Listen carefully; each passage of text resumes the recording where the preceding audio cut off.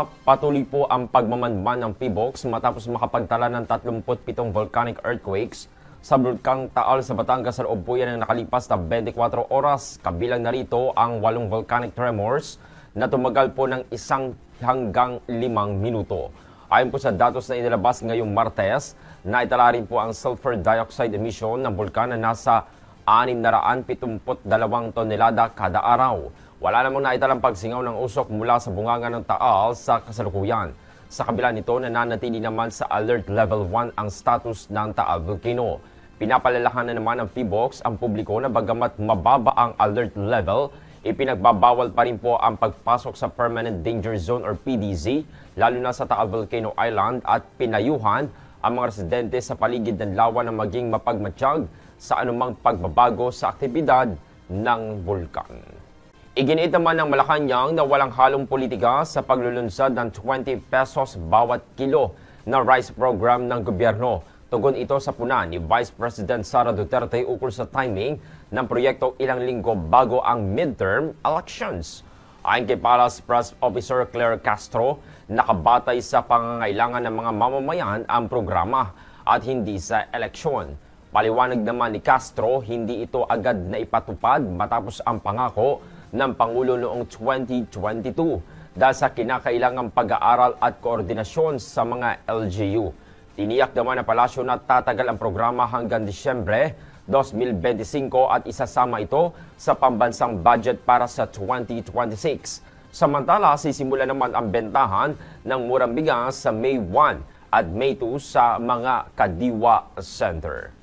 Mahigit 216,144 na trabaho mula sa 2,281 na employer ang iaalok po ng Department of Labor and Employment or DOLE sa 69 na job fair site sa buong bansa bilang bahagi ng pagdiriwang ng ika-123 Labor Day. Ayon po sa DOLE, ito ay alinsunod po yan sa direktiba ni Pangulong Bongbong Marcos na gawing regular ang mga job fair para matulungan ang mga Pilipino sa paghahanap ng trabaho. Kabilang po sa mga kalahok ang mga kilalang kumpanya sa retail, food, services at hotel industries. At gaganapin ang pangunahing job fair sa SMX Convention Center, Pasay City. Samantala dito naman sa Batangas, nakatakdang isagawa naman ang job fair sa SM City Santo Tomas kung saan mahigit 6,000 job vacancies mula po sa 26 na participating employers na naghihintay sa mga job seekers. Kasabay nito, magkakaroon din po ng one-stop services mula sa iba't ibang ahensya ng pamahalaan gaya na lamang ng DOLE, DTI, SSS, Pag-ibig, PhilHealth, TESDA, LCR Konsultahan at iba pa upang mas mapadali ang pagkuha ng serbisyo ng publiko. Hinimok naman ng DOLE ang mga job seekers na makipag-ugnayan sa mga Public Employment Services, Office or PESO at mga regional office para sa kompletong impormasyon tungkol sa mga bakanteng posisyon at iba pang job fair venues. Kinondena ng ilang senador ang pag-araro ng sasakyan sa isang Pinoy Street Festival sa Vancouver, Canada noong Sabado ng gabi na nagresulta yan sa pagkasawi ng 11 katao at pagkasugat ng marami. Ayon kay Senate President Francis Chis Escudero, walang lugar sa mundo para sa ganitong uri ng karahasan at umaasa siyang matitiyak ng mga otoridad sa Canada ang hustisya para sa mga biktima. Hinimok din niya ang Philippine Consulate na magbigay ng kinakailangang tulong sa mga naapektadong Pilipino. Gid naman ni Senadora Lauren Legarda na sira ang pagdiriwang ng kultura at pamana ng mga Pilipino dahil sa walang saysay na pag-atake. Nanawagan siya ng masusing investigasyon at paghatid ng katarungan. Kinumpirma naman ang Vancouver Police na isang 30 anyos na lalaki ang nasa kustodiya habang nagpapatuloy ang investigasyon sa naturang insidente. Inutusan naman ni Agriculture Secretary Francisco Chu Laurel Jr. ang National Food Authority or NFA na simulan ang paglipat ng bigas sa Visayas bilang paghahanda sa paglulunsad ng 20 pesos kada kilo na bigas, isa sa mga pangunahing pangako ni Pangulong Bongbong Marcos noong 2022. Ayon kay Chu Laurel, aabutin po ng ilang linggo ang paglipat ng daan-daang libong sako mula Mindoro patungong Visayas upang suportahan ang mga lugar tulad ng Cebu, Negros Island, Samar at Leyte na may limitadong produksyon ng bigas. Ang subsidiya para sa murang bigas ay paghahatian ng Department of Agriculture or DA sa pamamagitan ng Food Terminal Incorporated at mga lokal na pamahalaan. Pinili po ang Visayas para sa pilot run dahil sa mataas na antas ng kahirapan sa rehiyon na sa ilang bahagi ay higit pa sa 20%. Inaayos na rin po ng DA ang plano upang maipalawak ang programa sa buong bansa at mapanatili ito hanggang taong 2028. Sinampahan naman ng Department of Justice or DOJ ng kasong qualified human trafficking si dating presidential spokesperson Harry Roque kaugnay ng iligal na operasyon ng Philippine Offshore Gaming Cooperators or POGO sa Porac, Pampanga. Ayon kay Justice Undersecretary Nicolas Felix T., kasamang kinasuhan sina Cassandra Ong, Wu Juan Ren, Dennis Cunanan at 30 iba pa. Gate po ni T, malinaw ang pagkakasangkot ng mga akusado sa paggamit ng institusyon para sa human trafficking. Si Roque, bagamat abogado ng Wilbrand, ay personal umanong nagtungo sa PAGCOR para sa renewal ng lisensya ng Lucky South 1999. Kasama rin siya sa supplemental complaint na isinampa noong October 2024. Nagbabala po ang pag-asa sa publiko ukol sa dalawang weather system na mararanasan sa iba't ibang bahagi ng ating bansa. Ayon po sa pag-asa, magdadala po ng maulap na kalangitan na may mga pag-ulan ang trough ng low pressure area o LPA sa Caraga at Davao Region. Ang naturang LPA po ay huling namataan sa layong 695 kilometers. Silangan po yan ng Davao City at nakapaloob po yan sa Intertropical Convergence Zone or ITZZ.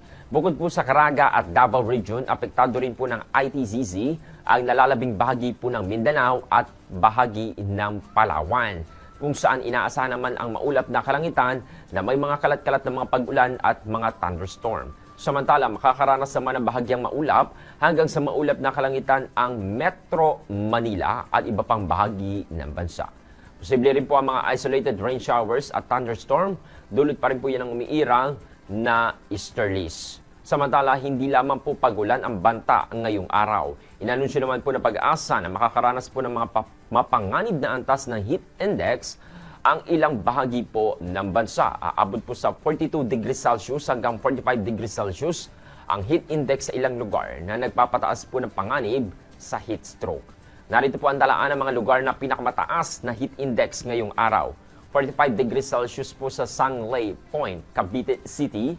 44 degrees Celsius naman sa Naiya, Pasay City, Masbate City at sa Pili, Camarines Sur, habang 43 degrees Celsius naman sa San Jose Occidental, Mindoro at sa Cuyo, Palawan.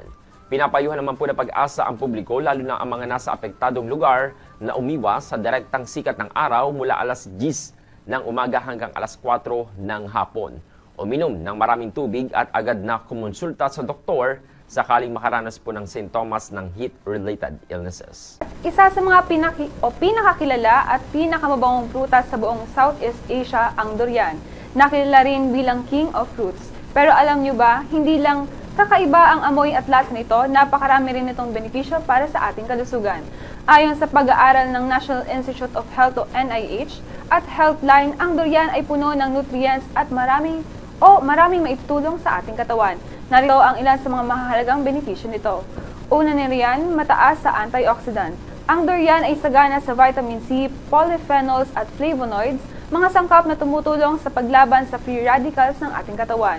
Dahil dito nababawasan ang panganib ng sakit gaya ng cancer at diabetes.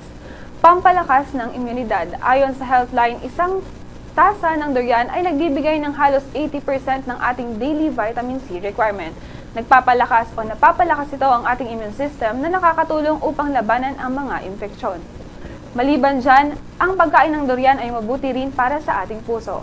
Ang durian kasi ay may healthy fats, potassium at fiber. Ayon sa NIH, ang potassium ay mahalaga sa pagpapanatili ng normal na blood pressure at pagprotekta laban sa heart diseases. Ang durian ay nakakatulong din sa pagpapadali ng pagtunaw ng pagkain. Dahil sa mataas sa dietary fiber nito, nakakatulong ang durian sa maayos sa digestion at pag-iwas sa constipation o matigas na pagdumi. Pampaboost ng enerhiya. Ang durian ay mataas sa carbohydrates kaya isa itong natural source ng mabilis na enerhiya, mainam lalo na sa mga taong aktibo at laging pagod. Ngunit paalala lamang po mga kabalisong, bagamat maraming benepisyo ang durian, ayon din sa mga eksperto, dapat itong kainin ng mga may moderasyon. Mataas kasi ito sa calories at natural sugar, kaya hindi ito inirekomendang sobra-sobra lalo na sa may mga diabetes.